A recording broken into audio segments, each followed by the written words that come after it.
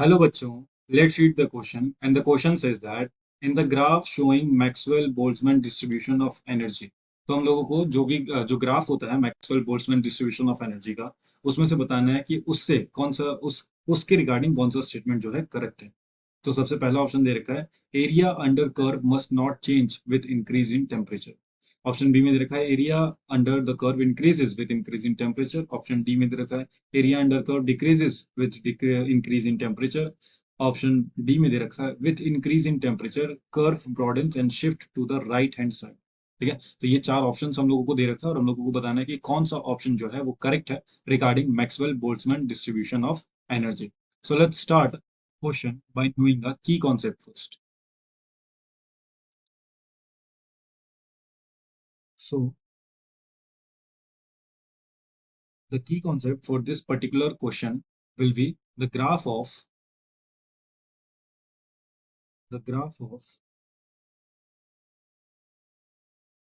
Maxwell Boltzmann distribution of energy. Distribution of energy.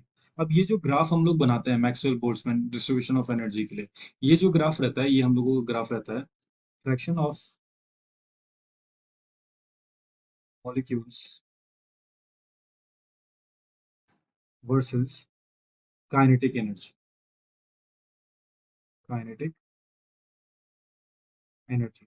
तो ये जो ग्राफ रहता है ये क्या शो करता है, वाई एक्सिस पे हम लोग रखेंगे fraction of molecules and versus x axis पे काइनेटिक एनर्जी। तो इसका जो ग्राफ शो करेंगे so it will be look like,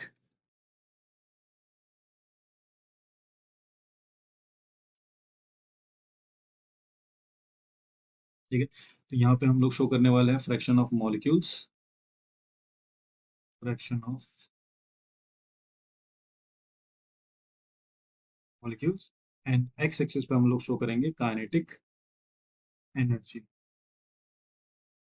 kinetic energy. तो इसका जब ग्राफ बनाएंगे, तो अगर T1 टेम्परेचर लेते हैं, दैट इज T1 टेम्परेचर पे, तो ये ग्राफ जो है हम लोगों का कुछ ऐसा बनता है। और वहीं अगर हम लोग टेम्परेचर बढ़ा देते हैं, दैट इज T2 टेम्परेचर कर देते हैं, तो ग्राफ जो है वो हम लोगों का ऐसा बनता है। क्लियर है? तो T1 टेम्परेचर पे ये ग्राफ और T2 टेम्परेचर पे ये वाला ग्राफ।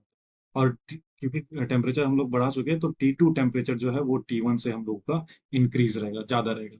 तो अगर हम लोग देखें, तो अगर टेम्परेचर बढ़ा देते हैं, दैट इज T1 टेम्परेचर पे जो फ्रैक्शन ऑफ मॉलिक्यूल्स था वो ये था हम लोगों का। और अगर हम लोग टेम्परेचर बढ़ा देते हैं तो फ्रैक्शन ऑफ मॉलिक्यूल जो है वो हम लोगों का क्या हो जाता है, डिक्रीज कर जाता है। और वहीं अगर काइनेटिक एनर्जी देखेंगे तो जो टेम्परेचर T1 पे काइनेटिक एनर्जी था वो लेस था as compare to temperature T2।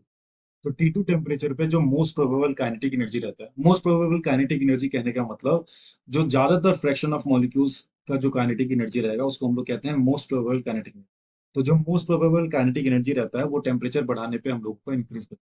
वहीं अगर हम लोग ग्राफ में देखें, तो जो अगर जैसे ही टेम्परेचर इंक्रीज करते हैं तो ग्राफ जो है हम लोगों का राइट साइड में जो है वो शिफ्ट हो जाता है, थोड़ा सा ब्रॉड हो जाएगा और राइट साइड में शिफ्ट कर जाएगा। वहीं अगर दोनों का एरिया देखेंगे तो वो हम लोग का सेम रहने वाला है। तो ऑप्शंस में चेक करेंगे।